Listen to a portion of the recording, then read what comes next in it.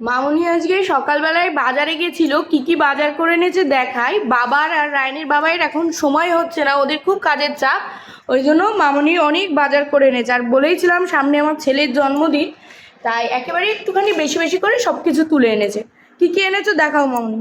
এই যে চন্দ্রমুখী আলু নিয়েছি 10 কেজি, আদা 1 কেজি, রসুন 500, পটল 1 কেজি, টমেটো 1 কেজি, 1.5 কেজি কুমড়ো, সজনের ডাঁটা নিয়েছি, আর উচ্ছে আম নিয়েছি 1.5 কেজি, আর বেগুন 1 কেজি, লঙ্কা 500, পেঁয়াজ 2 কেজি, আর এই যে কলা, আর ঝিঙে 1 কেজি।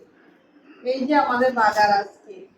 এখানে জন্মদিনের বাজার বলতে আদা, রসুন, পেঁয়াজ, টমেটো, তারপর আম, এগুলোই হলো মেনলি জন্মদিনের বাজার। লঙ্কা, আলু, আর তাছাড়া বাকি সব আমরা ডেলি খাই, ডেলি রান্নাবান্না, ওই সবেরই বাজার। এই ছিল আজকের বাজার। বাজারে সবজির দামও প্রচুর। হ্যাঁ, এখন খুব সবজির দাম। এই ঝিঙে, এই ঝিঙেগুলোর দামই নিয়েছে 60 টাকা। এই ঝিঙে 1 কেজি ঝিঙের দামই 60 টাকা। এখন খুব সবজির দাম, তাও আমাদের গোপালনগরের সাইডে যাও একটু কম দাম, বনগাঁয় তো হাতই দেওয়া যায় না, বনগাঁয় ভীষণ দাম। এই ছিল আজকের আমাদের বাজার।